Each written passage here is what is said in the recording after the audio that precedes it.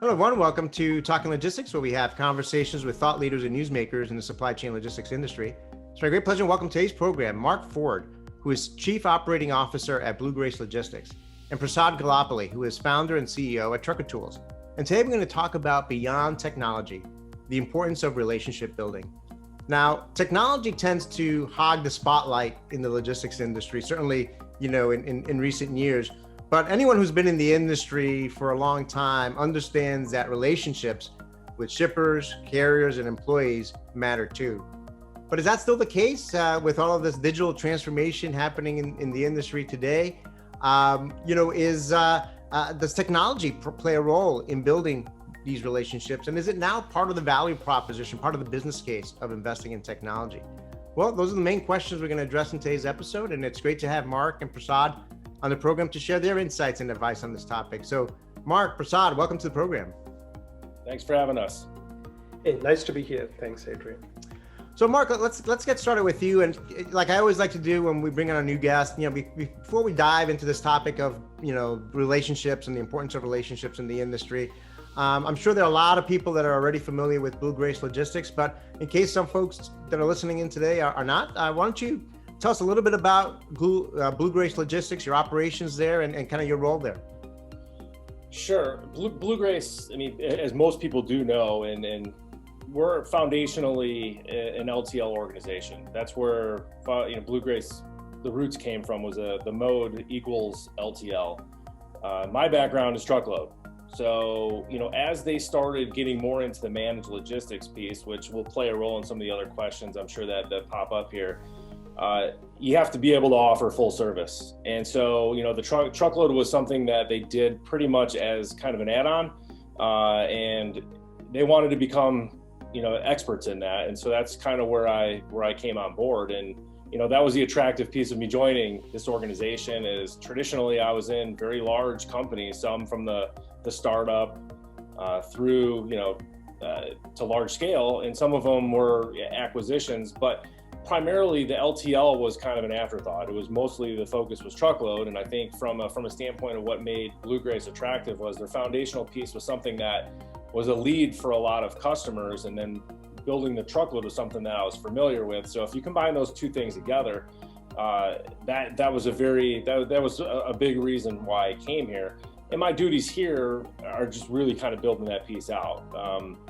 I focus on all things building a scalable execution side of the truckload product itself. So if you can't execute on the shipments, you really aren't going to have success in building out something that, a product that somebody wants to actually purchase from you or use you for. And that obviously just is not just restricted to the sales apparatus engine, but also the technology that's involved both internally for our internal employees to use and externally for our vendors and carriers to interact with BlueGrace. Yeah, no, great overview. And certainly, when you look at, all of the, especially today, all of the challenges going on in transportation, truckload, LTL, parcel, ocean, just about every mode has got its unique, challenges with, constraints and as well as rate pressures and so forth. It's got the, that sort of spells out why technology is important to be able to, address those challenges that come up, as efficiently as possible. But it also is, we can make the case that is why relationships are also so important to help everyone navigate, through this environment. So, we often say that, logistics is a people business, right? A relationship business. So I guess to kind of get started with this conversation now, is that still the case despite all of this technology and automation that, logistics service providers and companies like BlueGrace are adopting, and why are relationships still important? Absolutely, relationships are still important today. However, if you don't have the technology to partner with the relationship, our business is morphed into something that you want to create efficiencies, and carriers are the same way. There's certain things that they don't like to do either. It starts with the relationship, but over time, that relationship can kind of soften if you don't have the supplemental pieces of making their jobs easier too. So Yeah, absolutely. Relationships and any kind of any sales product that you're in, relationships do matter, and especially in the markets that we're in. It's not to say that we're always going to get the best price from a relationship carrier, but you can get the capacity. Because I think it's also fair that when the markets are driving, whether it's north or south, from a rate perspective, that you pay the carrier a fair rate. And I think the relationships help us keep the capacity in-house and at least allow us to have the discussion before we, have to go to the market and use carriers that we don't have a lot of familiarity with. So absolutely. And, from what they're looking for in building those relationships is, they're looking for someone that could actually help them fill their network and fill it in a way that they don't have to worry about keeping some of their trucks on the road on consistent type of freight. And I think from our perspective, with that managed logistics product that we have, you can only access that freight through us. And so when carriers understand that, it's a different type of discussion. And I think that's what carriers look for is we don't just want to deal with companies that operate from a transactional aspect. We want to have some sort of consistency where we know you're going to have this specific type of freight on these days, and we're familiar with where it's picking up and where it's delivering, because it's important for them in their driver retention standpoint too. So, the relationship starts with, hey, we have this type of freight, but it also bleeds down into how you operate and how easy it is for you to do business with, and how that helps them and their employees actually interact with a company like BlueGrace. Yeah, a lot of great, points there. I mean, you talked about, that it's more than just the short term. That's really about thinking more, longer term. You talked about, part of that relationship is, how easy is it to work with you, right? And particularly when there might be, upswings or downswings in the market, and that's where the rubber meets the road. I think that there's also another dimension to the relationship is even with your employees, right? When we talk about make it easier to work with or make it easier to, execute, these processes, employees have, a role in this too, right? Absolutely. I mean, it's, when you look at how fragmented our business is, and if you know anyone that's ever been, in a 3PL and that's worked on the carrier side of the business, it could become, it's a difficult job. And if you don't give your internal, or you don't show your internal employees that you're working on making their jobs more enjoyable, your relationships aren't going to matter, because then they're consistently changing, and carriers want consistency. They want to know they have someone on their side. So if you're just focused on the external relationships, but you're not doing anything internally to supplement that and to give your internal people the ability to, take advantage of some of those technology or technological resources, then they're going to have a hard time facilitating the relationship on their side. And you really kind of need that. Yeah, I mean, I know that there's always been, two schools of thought. You have the Jeff Bezos from Amazon that talks about, obsess over the customer, right? And then you have others, I believe it's Costco, that says, obsess over the employee, and the customer, the customer satisfaction will come along with it, right? So if you've got happy employees, productive employees, it follows that, they will focus on the right things to make it, to make the relationships with the customers, whether it's shippers or as well as the carriers, to be, very productive relationships as well. Prasad, there's another type of relationship that is important as well, and that is the relationship between, technology companies such as yourselves with, customers such as, BlueGrace. I mean, how have these relationships changed over time, and what's needed to build a strong vendor-client relationship? Adrian, what you brought in as a third angle, right? The relationship between a 3PL and a technology player, right? That is, has become a huge focus in today's world. Now, if you go back a few steps, right? Take a decade ago, right? Or more than that. The relationship between a vendor and a 3PL used to be more of a distant relationship, where a vendor would perform two types of tasks. One is either they provide a product either the 3PL would like to buy that or not, right? Or the second part of the relationship was mostly we would do customization as you need, tell us what you need, we'll just do it, right? It was almost a services based, right? In both these cases, there was no real alignment with these two parties together. It was mostly, here is my product, these are the goals, either you buy that as it is, or here, tell me what you want, I'll build it up, I'll charge you per hour. I don't care what you want me to stand upside down, we'll do it, right? In both these cases, they were running as parallel tracks, not as joint, right? Now, in today's world, that same relationship has become a partnership. The same way that Mark said about his relationship with his employees and carriers, it has become more of a relationship now, where vendors, technology vendors, align with 3PLs more in terms of a give and take. Let's see what you want in the next 2 years. Is this the direction my product needs to go? And kind of like blending it, let your customers, 3PLs shape the future of this product. Technology vendor shapes the product. So together they're building it together. It has become more of that collaboration, call it three-legged race. We can call it any names, right? But that's what they're playing now. I love that. As you were talking, it reminded me, a good friend of mine, Kate Vitasic from the University of Tennessee. She's done a lot of writing and books on vested relationships, and so I highly recommend her books. But she wrote a blog post several years ago that we republished on Talking Logistics, so I put my spin on it as well. But she kind of gave a new definition for RFP, right? So instead of an RFP being a request for a proposal, an RFP being a request for partnership or a request for partner. And if you kind of adopted that definition, how would that RFP look, right? What things would you look for, or would you list in that RFP, that request for partnership document?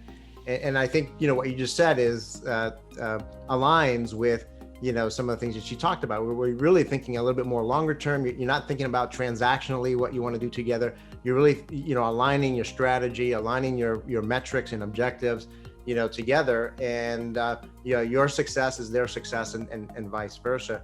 So I think what I've been seeing in the industry, and you're right, it's been happening now for a few years, is this movement towards companies really looking at their technology vendors, not as vendors or something to buy something from, but as a partnership. And then what does that mean if they kind of change that perspective when selecting who they want to work with?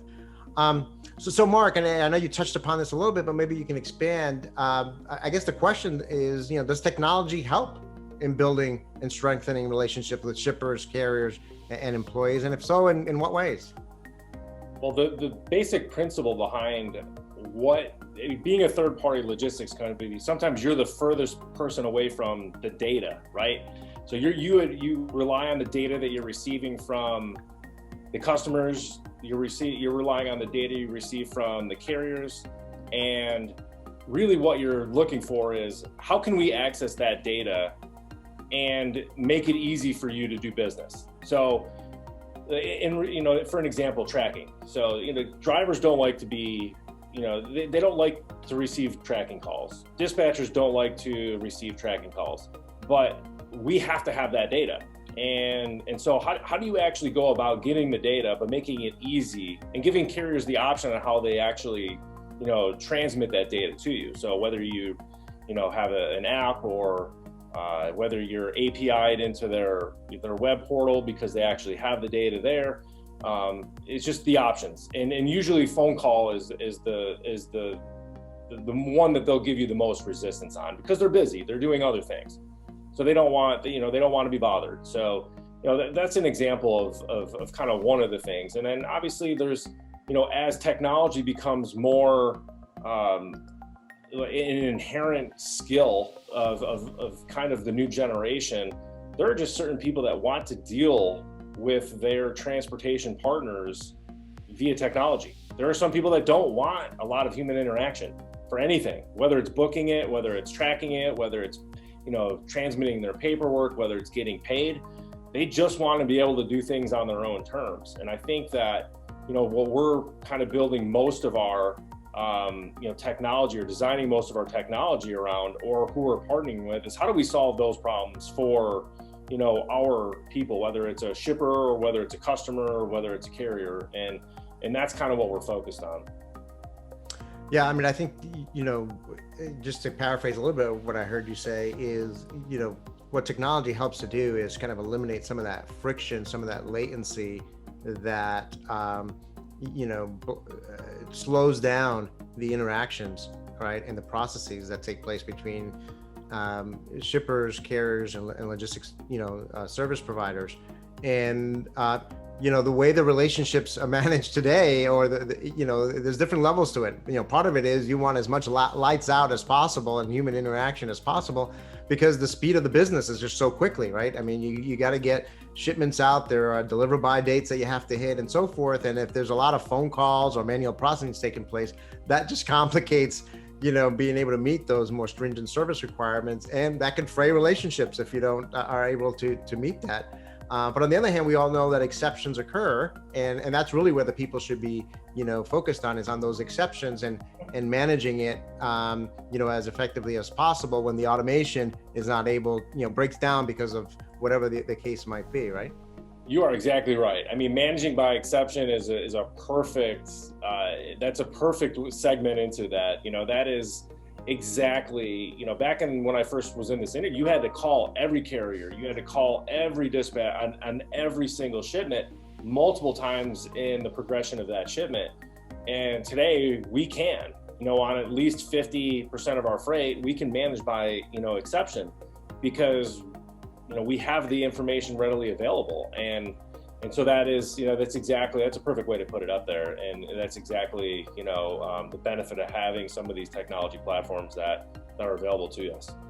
Yeah, well, and the reality is, I mean, you're a growing company. Many companies in this industry are growing. The amount of freight out in the industry is growing. It's just impossible to scale your business and scale your operations if you didn't move into this more automated, technology-driven, environment. I think that's just just reality in order to be able to, manage your growth, effectively.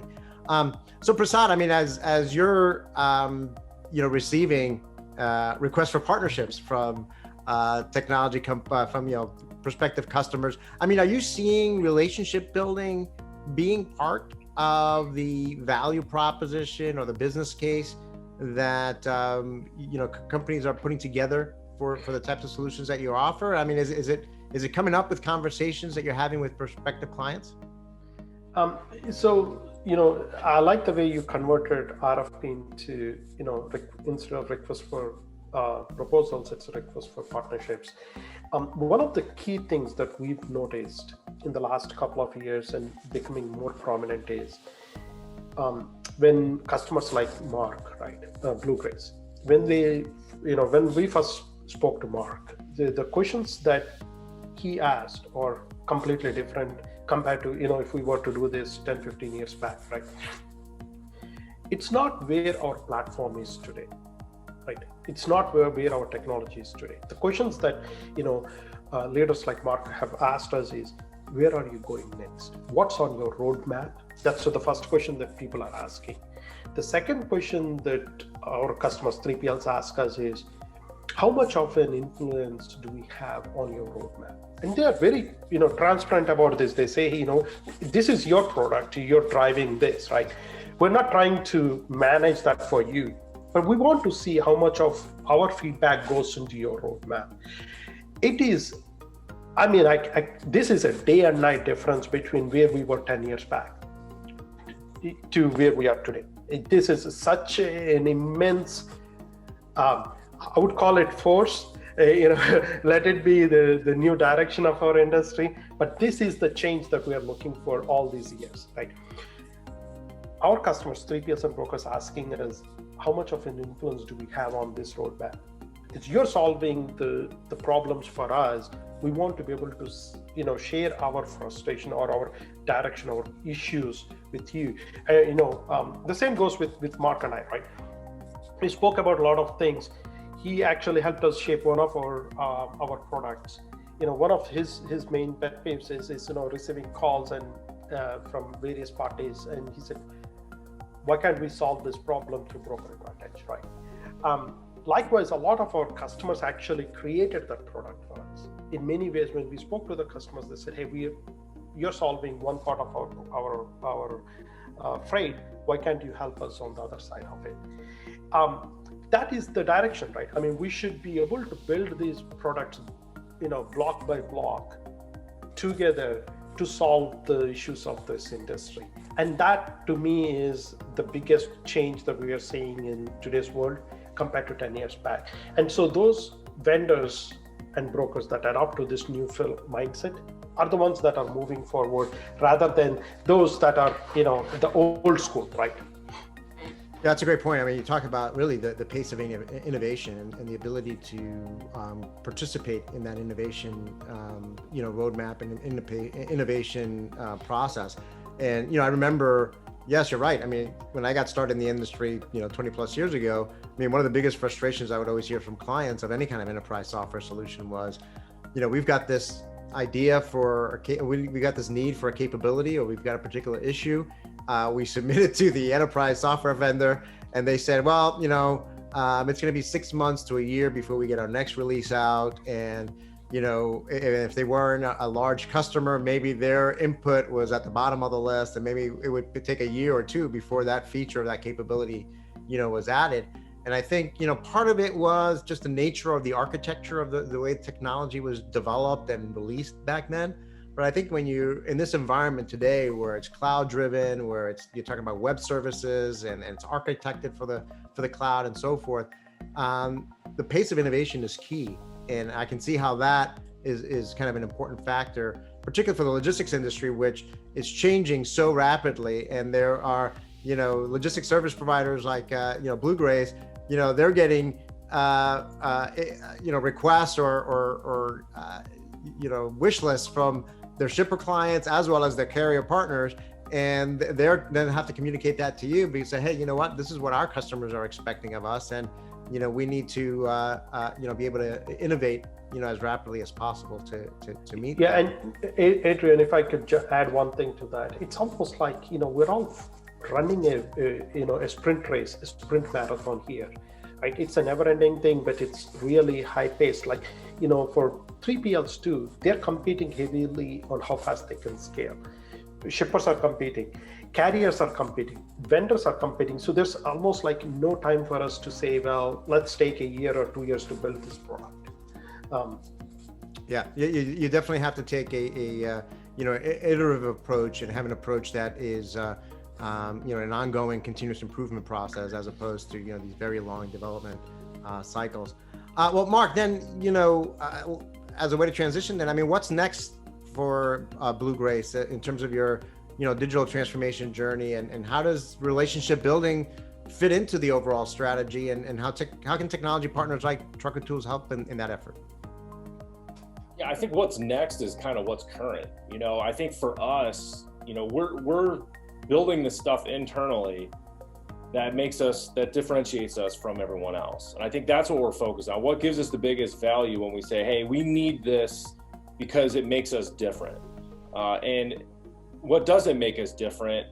Is there something out there that's suitable that we could integrate with and utilize, something that A, is already further in development, B, Prasad and I talked about this years before we ever started doing business. We've been talking for probably 10 years, and we've only been doing business for a few. And I think the biggest thing that I brought to the table for him was solve the adoption problem for me, and I'll listen to you. Because we've built some really cool stuff in the past that we just assumed everybody would like and use, but the last thing these carriers want is another platform to integrate with. And I think it's kind of like, once I was comfortable with that answer of, you've got enough people using this and you've got enough functionality built into this that I don't need to recreate the wheel. I mean, there's no offense to anyone that's doing this, but document retrieval is not going to differentiate me from anybody else. Tracking for the lack of better is not going to differentiate me. It's expected, and there are plenty of companies that do it well, but it's kind of like, who's using it?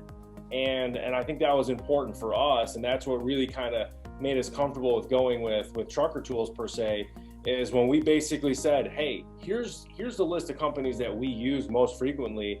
They were able to give us a really good answer on, yeah, we've got a lot, X percentage of these guys already set up. And if not, we will help you kind of onboard them. And so, so for us, from giving from 0% to even just 25%, and then going from 25 to 40 and above was a lot easier to do than I've done in the past. And I think that for us is kind of, build what differentiates you, from the marketplace that's not out there, that's not cool, that's not, something that you can actually show a customer and they're super excited about. And then focus, on finding the other right partners that actually can, integrate with you and you can get the value out of that integration. Yeah, and I see that a lot. I mean, it's kind of creating this ecosystem, right? So there is that, that internal innovation that's important, and it's part of that, what's differentiator. But then who are the right partners to complement and add value to what you're doing internally? And then, in this industry, it's about, scale and adoption, right? So who are those partners who already have that scale and adoption, as you noted, that can, number one, provide that critical mass of data or information or insights that we need to, send to our carriers or to our, shipper clients, as well as kind of perhaps create some of these network effects that are, possible out there that can add even, greater value and differentiation, to the business. So as a way to wrap up, I'll stay with you, Mark, and then Prasad, you can close the program down.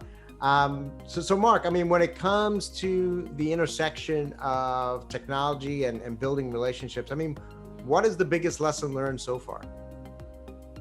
For us, it's been, I think, piggybacking off the answer I kind of gave before is, don't build something that you think is cool. Build something that someone really kind of wants to use, whether that's internally or externally, because a happy employee or a happy carrier or a happy driver makes everyone's lives easier. If you are a broker of choice or a 3PL of choice, and if you're a shipper of choice or you're a carrier of choice, it really all comes back to that hey, do we make your life easier? Because this is not a very, the concept of what we do is not very, it's not very difficult to understand. The actual execution of it is on a consistent basis.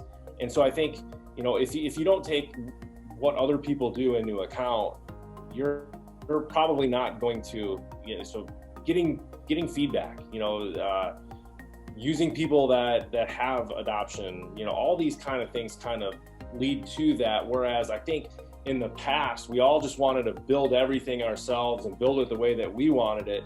And, generally speaking, that doesn't work in today's environment. Yeah, that's a great point there at the end, is really understanding the perspectives and the, in order to get the buy-in and the adoption that we talked about earlier, right? You really need to understand the perspective of your internal employees that are going to be living and breathing with this technology day in and day out, as well as the partners that you're interfacing with that are going to be tapping into that technology or leveraging that technology, kind of understanding, does it align with their expectations or with the way they want to receive or send that, information as well. Because you're right. I mean, I think if you don't understand those perspectives and alignments, you might be investing in the wrong things that may not, achieve the desired value. Prasad, your thoughts, lessons learned from the intersection of technology and relationship building. I think I like the way Mark titled his wrap-up thing. Don't just build technology because it's cool, right? I think it applies to vendors too. Don't just build technology because you think it's going to be cool, right? So going beyond technology from a vendor's point is very much important. What I mean by going beyond is, obviously technology has to help your customers, brokers and carriers in this case for us, right? But what other value are you bringing to the table? Not just technology, right? As a vendor, a lot of people get stuck in, hey, I got this technology. But what Mark said earlier was the other part of the equation is adaptability. Who are you bringing to the table? So one of the values for us at Trucker Tools has always been, we focused on the carriers. For many years, we stayed with the carriers first before we even introduced our product to brokers. That has helped us add value beyond technology to our customers. So as a vendor, one of the key things people should look at is, what is your beyond value other than just the base value? The base value comes in as technology. The beyond value comes in the network effect of the carriers, right, for us. So that becomes the true value that we bring to the table for our customers, and which could help us go propel much faster. So that, again, going back to the title of our conversation today is it's all in the relationship world, right? We're helping our carriers and our brokers build that relationship through us, through our platform. You got to stay focused to that. I mean, it's easier to go chase the shiny object, but stay focused with it. So those are my two suggestions as we wrap up. Look for beyond technology. Look for stay focused on what you bring to the table. Well, a lot of great points, and I think that, like I always like to say, we always manage to scratch the surface on these topics, but I think both of you provided some great insights and perspectives and advice on this. And I guess the main takeaway is that, yes, technology and relationships go hand in hand, and they reinforce, each other. And don't ignore, don't overlook the importance of technology, of relationships in the overall, puzzle of what it takes to succeed in this industry. So with that, Mark and Prasad, again, thank you for making the time to be with us today. Thanks for having me.